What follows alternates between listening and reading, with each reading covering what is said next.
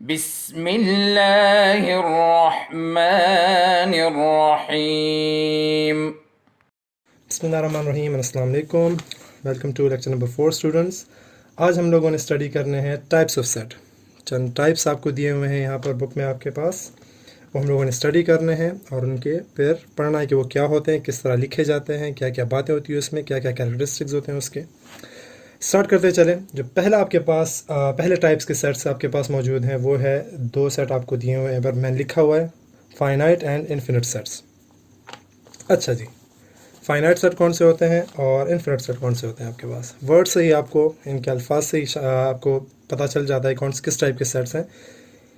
Finite वो sets होंगे आपके पास जिनके एलिमेंट्स की तादाद आपको मालूम हो, और इन्फिनिट वो सेट होंगे जिनके एलिमेंट्स की तादाद आपको मालूम ना हो। मतलब फाइनाइट में अगर मैं एक सेट ले लूँ फर्स्ट 5 नेचुरल नंबर्स का, ये मैंने ले लिया, और यहाँ पर मैं ले लूँ set of natural number. Natural number का सेट हम ऑलरेडी लिख भी चुके हैं, यहाँ भी मैंने नेचुरल नंबर्स दिए, यहाँ भी लिया, लेकिन यहाँ पर मैंने क्या लिए, फर्स्ट 5 नेचुरल नंबर्स, और यहाँ पर मैंने कंप्लीट नेचुरल नंबर्स का सेट लिया। अब यहाँ पर अगर मैं बात करूँ, आपसे पूछूं कि ए में कितने एलिमेंट्स हैं, तो आप लोग सब डायरेक्ट आंसर दे देंगे 1 2 3 4 4। 5 एलिमेंट्स हैं यहाँ पर आपके पास। पहले 5 नेचुरल नंबर्स हैं तो 5 डिजिट होंगे आपके पास। ऐसा सेट जिनके आपके पास एलिमेंट्स की तादाद आपको मालूम हो वो क्या कहलाएगा, फाइनाइट सेट। और अगर मैं आपसे पूछूं कि इस सेट के एलिमेंट्स की तादाद बताएं, तो कोई नहीं बता सकता, क्योंकि ये ख़त्म नहीं होते। जो चीज़ आप ख़त्म नहीं होती वो आप गिन नहीं सकते। सो ऐसा सेट जिसकी आपके पास एलिमेंट्स की तादाद मालूम ना हो वो क्या कहलाएगी, आपके पास इन्फिनिट सेट कहलाएगी। सो ये हो गया आपके पास फर्स्ट 2 टाइप्स ऑफ सेट। आगे चलते हैं। अच्छा जी, second type of set is empty और नल सेट। ये दोनों एक ही चीज़ के नाम है। एम्प्टी सेट भी इसको कहते हैं और नल सेट भी कहते हैं। अगेन नाम से आपको ज़ाहिर हो जाता है, ऐसा सेट जिसमें कोई भी एलिमेंट ना हो उसे हम क्या कहते हैं, एम्प्टी और नल सेट कहते हैं। इसको लिखने का अगर मैं लिख लूँ यहाँ पर A is empty set. Empty set लिखने का तरीका ये होता है कि बस 2 खाली ब्रैकेट्स आप लिख लेंगे। हमने आई थिंक जो इंटरसेक्शन वाले क्वेश्चंस किए थे, या आप लोगों, सॉरी आई थिंक आप लोगों ने अभी तक नहीं किया वो वाले क्वेश्चन, या फिर किए हैं 1.1 में। Let me check. नहीं जी, आप लोगों ने अभी तक कोई क्वेश्चंस नहीं किए। चलें ठीक है, खैर आप लोग यहाँ देख लें। ए में आपके पास क्या होगा, नल सेट क्या होगा, नल सेट या एम्प्टी सेट ऐसा सेट होगा जिसमें आपके पास एक भी एलिमेंट ना हो, और हम लोग इसको कर्ली ब्रैकेट से इस तरह डिनोट करते हैं, दरमियान में कुछ भी नहीं लिखते। अगर कुछ लड़के बस ये गलती करते हैं तो उसको भी देख लें। अगर मैं लिखूं ए इज़ 0, ये सेट लिख लूँ, कुछ लड़के कहते हैं ये भी एम्प्टी सेट है। ये एम्प्टी सेट नहीं है आपके पास, यहाँ एलिमेंट मौजूद है। भले ही नंबर आपके पास 0 है, 0 आप लोग भले ही किस नंबर में शुमार ना करते हो, लेकिन ये नंबर है, ये एक एलिमेंट है इस टाइम। सो ये आपके पास एम्प्टी सेट नहीं है। ऐसा सेट जिसमें कुछ भी ना हो, 0 1 2 3 कुछ भी ना हो, ऐसे सेट को फिर आप क्या कहेंगे, नल या फिर एम्प्टी सेट। इसको डिनोट करने का एक सिंबल भी है, और दो यहाँ पर हाँ दिया हुआ है। यहाँ पर एम्प्टी सेट को गौर से इसको देखें आप, एम्प्टी सेट को आप डिनोट करते हैं इस सिंबल से, पाई का सिंबल होता है। ये आप लोग बुक में आपको वहाँ पर दिया होगा, इस तरह लिखते हैं, इस तरह लिखते हैं, इस तरह लिखते हैं, आप लोग जिस तरह लिखना चाहें। ये क्या सिंबल है, ये सिंबल क्या डिनोट करता है, ये एम्प्टी सेट डिनोट करता है। अब अगेन एक और मिस्टेक लड़के करते हैं, वो ये होती है कि एम्प्टी सेट को इस तरह लिख लेते हैं। ये अब एम्प्टी सेट नहीं है। एम्प्टी सेट डिनोट किया जाता है सिर्फ इस सिंबल से। अगर आप ये सिंबल अकेला ब्रैकेट्स के बगैर लिखेंगे, इसका मतलब होगा एम्प्टी सेट। लेकिन अगर आपने इसको ब्रैकेट्स में बंद कर लिया, अब क्या होगा, ये अब एक सेट हो गया जिसमें ये एक एलिमेंट मौजूद है। सो ये दोनों बहुत डिफरेंट चीज़ें एक दूसरे से, थोड़ा सा इसमें एहतियात करनी है। पहली चीज़ आपको मैंने क्या बताया, अगर आपने एम्प्टी सेट को इन सिंबल से डिनोट नहीं करना तो आप क्या लिखेंगे, सिर्फ खाली 2 ब्रैकेट्स बनाएंगे। अगर आपने सिंबल यूज़ करना है तो सिंबल इस तरह यूज़ करोगे कि सिंबल के आसपास ब्रैकेट्स नहीं होंगे। सिर्फ अगर मैं लिखूँ ये पाई, इसका मतलब क्या हुआ, इसका मतलब ऑटोमेटिकली आपको पता होना चाहिए कि ये क्या है, ये एम्प्टी सेट है। इसकी जगह आप लोग खाली 2 ब्रैकेट्स लिखेंगे, ये सही पाऊँ। बात समझ आइए आप लोगों, क्या कहा मैंने। अगर आपने एम्प्टी सेट लिखना है तो आप क्या लिखेंगे, या खाली 2 ब्रैकेट्स लिखेंगे, या फिर उसकी जगह ये वाला सिंबल यूज़ करेंगे विदाउट द ब्रैकेट्स। सो ये आपके पास हो गई दूसरे टाइप ऑफ सेट, एम्प्टी और null set. Next thing is singleton set. Singleton set again name से आपको जाहिर हो जाता है, ऐसा सेट जिसमें सिर्फ सिंगल एलिमेंट हो। ऐसा सेट जिसमें आपके पास क्या हो, सिर्फ सिंगल एलिमेंट हो, ये क्या कहलाता है अब आपके पास, सिंगलटन सेट कहलाता है। ज़्यादा डिटेल में इसमें ज़रूरत भी नहीं है, नाम से ही आपको ज़ाहिर है और सिंपल एग्जांपल से आपको समझ आ जाती है। तो ऐसा हर एलिमेंट, ऐसा हर सेट जिसमें आपके पास क्या हो, सिर्फ एक एलिमेंट हो, वो क्या कहलाएगा, सिंगलटन सेट। अब आ जाते हैं इक्वल एंड इक्विवेलेंट सेट्स। अच्छा, ये दोनों अब चीज़ें ज़रूरी हैं, इसको देख लें तवज्जो से। इन दोनों वर्ड्स में आप लोगों ने तवज्जो देनी है ज़रूरी। एक है आपके पास है इक्विवेलेंट और एक आपके पास है इक्वल, दोनों डिफरेंट चीज़ें हैं। इक्विवेलेंट सेट कौन सा होता है? इक्विवेलेंट सेट आपके पास ऐसा सेट, ऐसे दो सेट आपस में आप इक्विवेलेंट सेट कहेंगे। चलें इसका पहले सिंबल लिख लें, ये सिंबल है इसका। जब दो सेट्स आपके पास इक्विवेलेंट होंगे, आप लोगों ने ये डबल एरो का जो निशान है ये लगाना है। अब इसका मतलब क्या होगा, यहाँ पर मिसाल ले लें, 1 2 3 4 and set B is equal to A B C and D. ऐसे दो सेट्स जिनमें आपके पास एलिमेंट्स की तादाद एग्जैक्टली सेम हो, 1 2 3 4 1 2 3 4, ऐसे दो सेट्स क्या कहलाते हैं आपके पास, इक्विवेलेंट सेट कहते हैं। आपस में क्या कहलाएंगे दोनों आपस में, इक्विवेलेंट सेट। इसमें एक और बात भी है 1-1 कॉरेस्पॉन्डेंस की, लेकिन चले वहाँ पर नहीं जाते।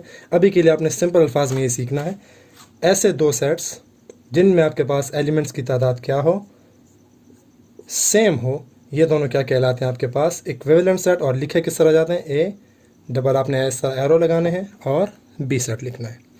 इक्वल सेट में अब क्या होता है, इक्वल सेट लिखने का तरीका जो है वो आम इक्वल का निशान ही हम यूज़ करेंगे। यहाँ पर अब सिर्फ बात ये होगी, गौर से इसको अब देख लें, 1 2 3 4 and set B is equal to 4 2 3 1।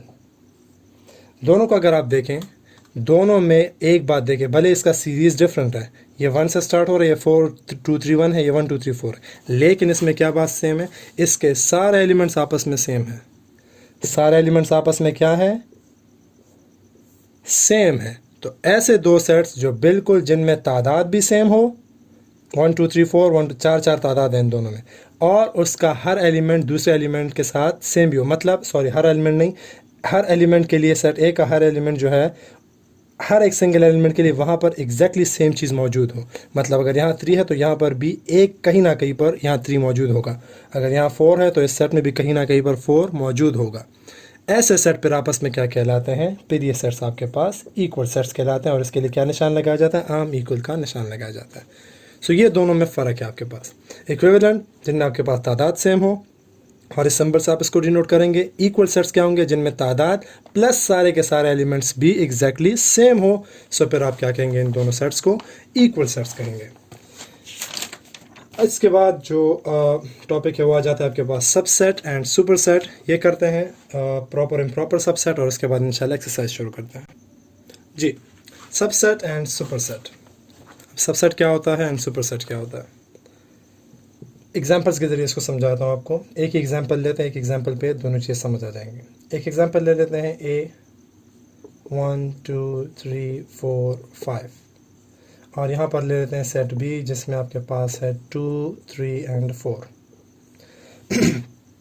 इन दोनों सेट्स को अगर आप गौर से देखें, 1 2 3 4 5, इसमें 5 नंबर्स हैं, 5 एलिमेंट्स हैं, और इस सेट बी में आपने 3 एलिमेंट्स देखे, 2 3 4। लेकिन एक बात जो इन दोनों में कॉमन है वो ये है कि सेट बी का हर एलिमेंट आपके पास सेट ए में मौजूद है, लेकिन सेट ए का हर एलिमेंट सेट बी में मौजूद नहीं है। बस समझ आ रही मैं क्या कह रहा हूँ। 2 3 4 यहाँ पर है, ये 2 3 4 आपके पास सारे के सारे बी के जितने एलिमेंट है वो सारे के सारे ए में मौजूद हैं, लेकिन ए के 2 ऐसे एलिमेंट्स हैं जो सेट बी में मौजूद नहीं। अब क्या करेंगे, अब ये सबसेट और सुपरसेट दोनों एक चीज़ें यहाँ पर समझ आ जाएंगी। ऐसा सेट जो कंप्लीटली दूसरे सेट में मौजूद हो, इसको कहते हैं सबसेट। क्या कहते हैं इसको, बी अब ए का क्या कहलाएगा आपके पास, सबसेट कहलाएगा, और इसका एक ख़ास सिंबल है, हम लोगों ने सिंबल यूज़ करना है। सिंबल इसका होता है आपके पास ये वाला सी, इस तरह सी लिख लेते हैं और नीचे एक डैश लगा देते हैं। इसका मतलब क्या है, बी आपके पास सबसेट है ए का। कब लिखेंगे आप, जब आपके पास एक सेट का हर एलिमेंट एक सेट में मौजूद हो, सारे के सारे एलिमेंट दूसरे सेट में मौजूद हो, तो इस सेट को दूसरे सेट का क्या कहेंगे आप, सबसेट कहेंगे। उलट आ जाए, एक ऐसा सेट जिसमें ये दूसरा सेट कंप्लीटली मौजूद है। मतलब अब इन दोनों में कौन सा बड़ा सेट है, बड़ा तो नहीं है लेकिन चले, कौन सा सेट ऐसा है जिसमें सारे नंबर मौजूद हैं, वो क्या है, सेट ए है। सेट ए में सेट बी पूरा का पूरा मौजूद भी है और इसके अलावा एक्स्ट्रा नंबर्स भी इसमें मौजूद हैं। तो ए को फिर आप कहेंगे सुपर सेट, और इसका सिंबल क्या होगा, ये उलट हो जाएगा। जब ये देखें क्लोज साइड जिस साइड पे आएगी वो सेट छोटा होता है, ये जो ओपन साइड जिस साइड पे आती है क्या कहलाता है, बड़ा सेट। इसको आप किस तरह पढ़ेंगे, A is the superset, और इसको किस तरह पढ़ेंगे, B is the subset. Clear? दोबारा देख लें, ऐसा सेट जो आपके पास, ऐसा सेट जिसके हर एलिमेंट आपके पास किसी दूसरे सेट में मौजूद हो, तो ये सेट क्या कहलाएगा, उस सेट का सबसेट कहलाएगा। छोटा सेट बड़े सेट का क्या कहलाएगा, सबसेट। और अगर आपके पास एक ऐसा सेट है जिसमें किसी दूसरे सेट के सारे एलिमेंट मौजूद हैं प्लस उसमें एक्स्ट्रा और एलिमेंट्स भी मौजूद हैं, तो वो क्या कहलाएगा आपके पास, फिर सुपर सेट कहलाएगा। अब आपके पास एक और बात है, इसमें दो इक्वल सेट भी एक दूसरे के सबसेट हो सकते हैं। दो एग्जैक्टली इक्वल सेट्स भी आपके पास क्या हो सकते हैं, एक दूसरे के सबसेट हो सकते हैं। अगर मैं यहाँ पर इसको मिटा दूँ 5 1, मैं ये लिख लूँ, अब इसको अगर आप देखें क्या होता है, ये 2 यहाँ भी है, यहाँ भी है। बी के एलिमेंट्स को देखें, बी का एलिमेंट 2 यहाँ पर भी है, यहाँ पर भी, 3 यहाँ पर भी है, यहाँ पर भी, 4 यहाँ है, यहाँ है, 5 यहाँ पर है, 1 यहाँ पर है। इसके सारे एलिमेंट उसमें मौजूद हैं। सबसेट की आपको मैंने डेफिनेशन क्या बताई कि एक सेट का हर एलिमेंट अगर दूसरे में मौजूद है, यहाँ पर भी आपके पास सेट बी का हर एलिमेंट क्या है, ए में मौजूद है, तो यहाँ पर भी आप लिख सकते हैं कि B is the subset of A, या फिर A is the subset of B. दोनों चीज़ें यहाँ पर सेम है, यहाँ पर मैं दोनों चीज़ें लिख सकता हूँ, A is the subset of B and B is the subset of A, क्योंकि दोनों के एलिमेंट्स, ए के सारे एलिमेंट बी में मौजूद है और बी के सारे एलिमेंट ए में मौजूद है। ये बात यहाँ करना इसलिए ज़रूरी है क्योंकि इसके बाद का जो टॉपिक है उसमें इसकी डेफिनेशन आ जाती है प्रॉपर और इम्प्रॉपर सबसेट की, उसमें फिर ये बातें आएंगी आपके पास। होपफुली इस पर समझ आ गई होगी। आगे आपके पास है प्रॉपर एंड इम्प्रॉपर सबसेट्स। अच्छा जी, प्रॉपर इम्प्रॉपर सबसेट में जो अभी इससे पहले हमने बात की वो अपने जहन में रखें। ऐसा सेट, सबसेट की बात तो आपको मैंने बता दी, एक सेट का अगर सारे एलिमेंट दूसरे सेट में मौजूद हैं तो ये क्या कहलाएंगे आपके पास, वो छोटा सेट बड़े सेट का क्या कहलाएगा, सबसेट कहलाएगा। लेकिन अब ये प्रॉपर और इम्प्रॉपर कब कहलाएंगे, 1 2 3 4 5 एंड सेट बी इज़ 1 2 3 4 5 6 7। यहाँ पर ले लें a is equal to 1 2 3 4 5 and set b is equal to 5 4 3 2 and 1। दो मैंने ले ली एग्जांपल्स। यहाँ पर अगर आप देखें a का हर एलिमेंट b में मौजूद है, लेकिन b का हर एलिमेंट a में मौजूद नहीं है। b आपके पास सुपर सेट है और a आपके पास क्या है, सबसेट है इस वक्त। ऐसे फॉर्म में ऐसा क्वेश्चन जिसमें आपके पास एक सेट का हर एलिमेंट दूसरे सेट में मौजूद हो लेकिन दूसरे सेट का हर एलिमेंट पहले वाले सेट में मौजूद ना हो, ऐसे केस में आप क्या कहते हैं, इसको प्रॉपर सबसेट कहते हैं। क्या कहते हैं इसको, प्रॉपर सबसेट कहते हैं। अब प्रॉपर सबसेट और इम्प्रॉपर सबसेट के जो सिंबल, जो उसमें थोड़ा सा फ़र्क है,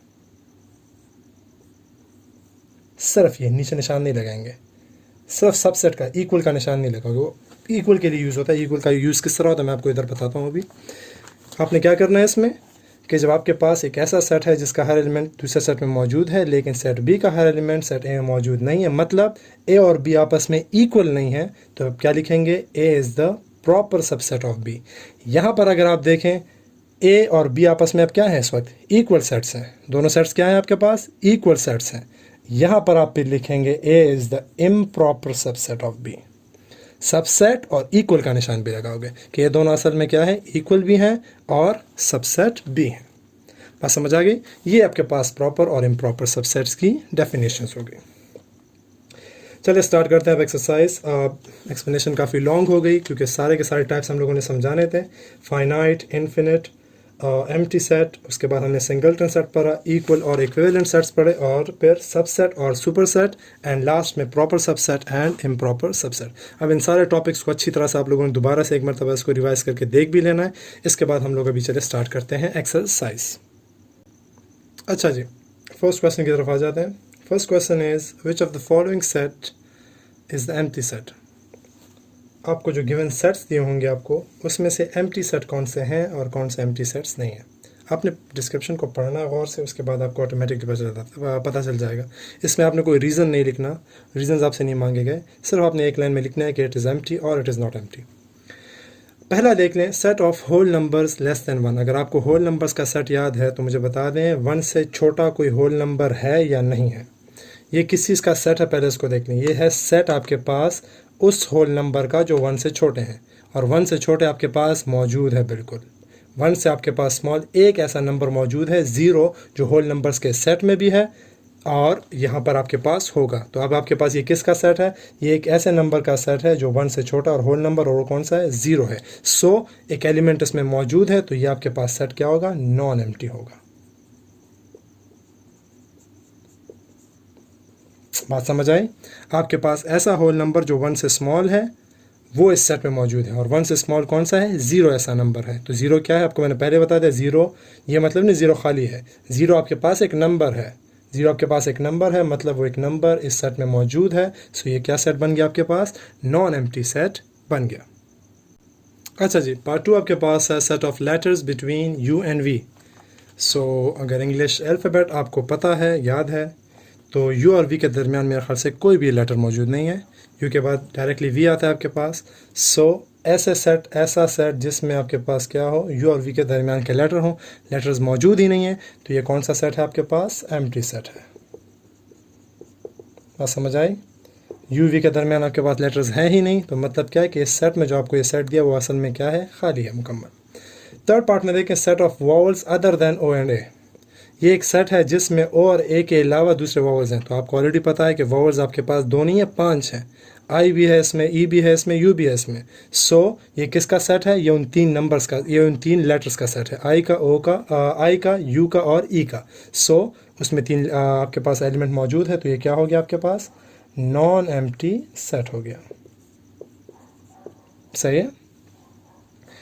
अच्छा, next one is fourth part आपके पास, set of natural numbers less than 1। अब नेचुरल नंबर्स आपको पता है, नेचुरल नंबर्स का जो सेट है वो स्टार्ट ही 1 से होता है, तो 1 से स्मॉल इसमें कोई नंबर पॉसिबल ही नहीं है। So you will get it, the answer will be empty set. नीचे आपके पास है set of even numbers which are called odd numbers. अच्छा, यहाँ पर सिर्फ इंग्लिश का थोड़ा सा वो है कि अगर आपने अल्फाज को सही से पढ़ लिया तो आप इसका आंसर लिख सकते हैं। सेट ऑफ इवन नंबर्स, उन इवन नंबर्स का सेट जिनको ऑड कहते हैं। ऐसा मेरे ख्याल से ऐसा कोई भी नंबर नहीं जो इवन भी हो और साथ साथ ऑड भी हो। सो आप क्या कहेंगे इसके साथ, इसका आंसर क्या होगा, ये भी आपके पास आ जाएगा एम्प्टी सेट। सही है। ये आपके पास क्वेश्चन नंबर 1 यहाँ पर कंप्लीट हो गया। क्वेश्चन नंबर 2 की तरफ जाते हैं, जिसमें आपके पास फाइनाइट और इन्फिनिट सेट्स के बारे में बातें हैं। आसान सा क्वेश्चन है, ये भी देख लें। अच्छा जी, क्वेश्चन नंबर 2 आपके पास है अब, separate finite and infinite set from the following. इनमें से आप लोगों के पास जो सेट्स फाइनाइट हैं उनको फाइनाइट लिखेंगे, जो इन्फिनिट है वो इन्फिनिट लिखेंगे। पहला सेट आपको दिया हुआ है, ए is the set of letters of the word हल्ला गुल्ला। हल्ला गुल्ला के जो वर्ड्स, ये जो वर्ड है दोनों, इसके लेटर्स का, अब आपके पास देखें लेटर्स यहाँ पर आप गिन सकते हैं, 1 2 3 4 5 6 7 8 9 10 लेटर्स हैं इसमें, आप गिन सकते हैं ये चीज़। तो ये क्या हो गया आपके पास, ये कौन सा सेट हो गया आपके पास, फाइनाइट सेट हो गया। सो आप यहाँ पर आंसर में सिर्फ एक वर्ड लिख लें, फाइनाइट सेट। सही है। नीचे आपके पास है सेट ऑफ नेचुरल नंबर्स। ये बार बार हमारे पास आ रहा है, बार बार हम पढ़ भी रहे हैं। नेचुरल नंबर्स आपके पास क्या है, ना ख़त्म होने वाली चीज़ें।